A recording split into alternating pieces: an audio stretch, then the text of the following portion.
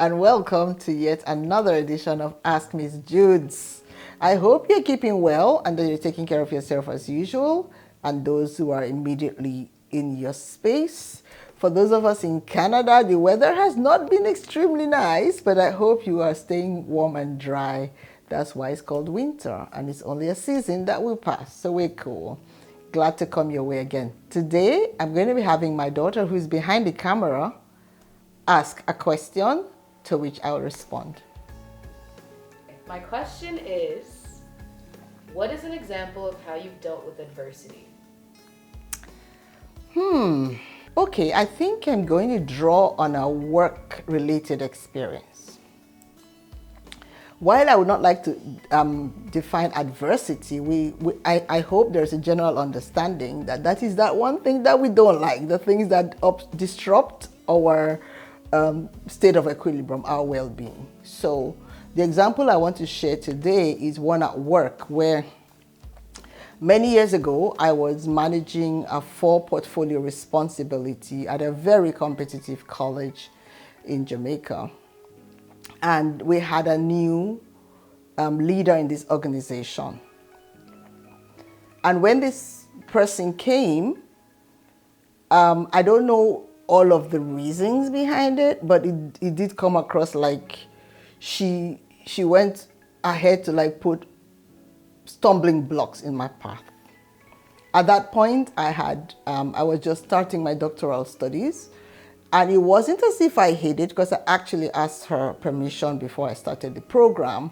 But halfway through that, it was like everything just went haywire. So one day I was called into this meeting and told that I was going to have to move from my office into a newly built cubicle. In fact, they hadn't built it. They were going to build a cubicle in front of her office, out of which I was going to work. So my colleagues were very upset and said they were going to protest on my behalf. I shouldn't take this. This is harassment, all kinds of things. And I appealed to them. I said, do not protest on my behalf. In fact, as I reflect on it with your question, it's really funny because I think one thing I'd said to them was, this is not my house. This is not my father's house. This is not my husband's house. So it's okay. I'm going to work with whatever. Looking back now, I think what was my guide was my goal. Who am I and what am I bringing to this situation? If I allowed that distraction to take me away from my goal, then I would become unproductive and I would not be able to justify my contribution to this organization, which by the grace of God at that point was well established and well acknowledged. So what did I do? I accepted to move into this cubicle, much to everyone's annoyance. Even her secretary was not in a cubicle. But I stayed focused on the goal because I realized that to get over this, I had to be strategic. I have a family to support. I have a husband and 3 young children. I have professional integrity, so I wasn't going to allow this to faze me. Having said that, it wasn't as if it was that easy that I just like, okay, I'm going to deal with this. There was hurt and there was pain, but I decided to convert that hurt and pain into productivity. So I became really strategic in my work. I managed all my responsibilities effectively. I delivered on time, top notch. But I remembered saying to her that my ability to produce does not reside in the space that I occupy.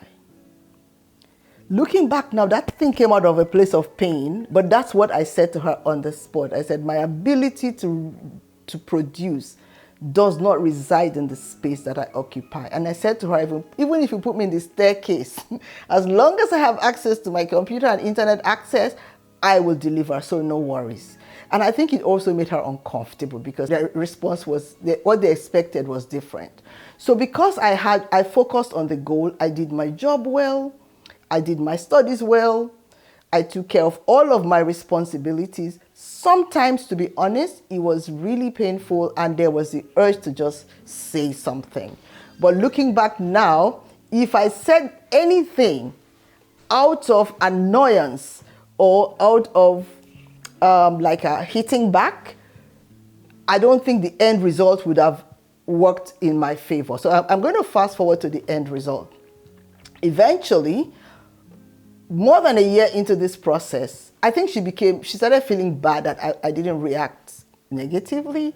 Anyway, at the end of my doctoral studies, no, like 4 months into this new arrangement, she came to me one day and said, I'm amazed at how much work you get done, which gave me the impression that she expected me to be discombobulated and not function well. And my response was, glory be to God. It's really weird. I don't know where that came from, but I guess it's in my establishment of who I am with God. So I was strategic. I managed all my 4 portfolio responsibilities. I reported on time. I excelled in all my projects and even had the chairman of the board, issue an award letter for my excellent performance. What I think, looking back now, put it in context, would be first, when you meet adversity, define your goal. And because we are different and we are different places, our goals will be different. But if you stay focused on the goal, the route to which you get there might be different. So if it's a personal goal, a professional goal, or a family goal, or a health goal, or even a social goal, if you have the end product in mind, then it guides what you do. And then in being strategic, you're going to be careful with your responses. So if I was rude or if I had reacted inappropriately, it would have counted against me professionally. And I think eventually the way I handled it brought her around full circle. Because not only did she acknowledge that she's amazed at how much work I get done, I think she began to respect me a lot more for not going the route that others would have expected to go. And then, so after identifying the goal and the strategy to achieve it, keep your mind on the ball. Do not allow distractions to get your way. Be careful who you listen to. So when my colleagues wanted to protest on my behalf, it was from a good place. But if I had done that, then maybe I would have been credited as creating a scene or creating upheaval. But because my goal was to be professional, I was good, right? So at the end, it worked. And then upon reflection, I could see how managing it the way I did produced better results. And then, of course, I came up with profound statements like, my ability to produce does not reside in the space that I occupy. And also, I earned the respect of my colleagues who could not believe how that worked. Guess what?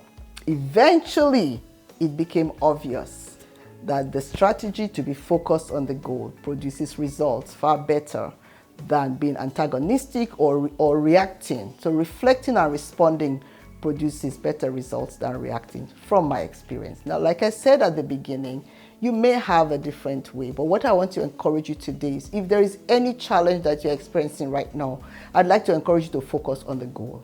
What's your plan to achieve that goal? And everything else will pale in relation to what you want to achieve. Please share your experiences or your stories of how you've overcome adversity.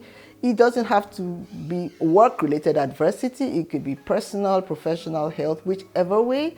And let us see how we can encourage one another to grow in this space. As always, I'm going to ask you to like, share, and subscribe. Leave your comments below. Or if you'd rather send an email, please do so to ASKMZJUDZ@gmail.com. So that's ASKMZJUDZ@gmail.com. Thanks, and I look forward to coming your way again real soon. Bye.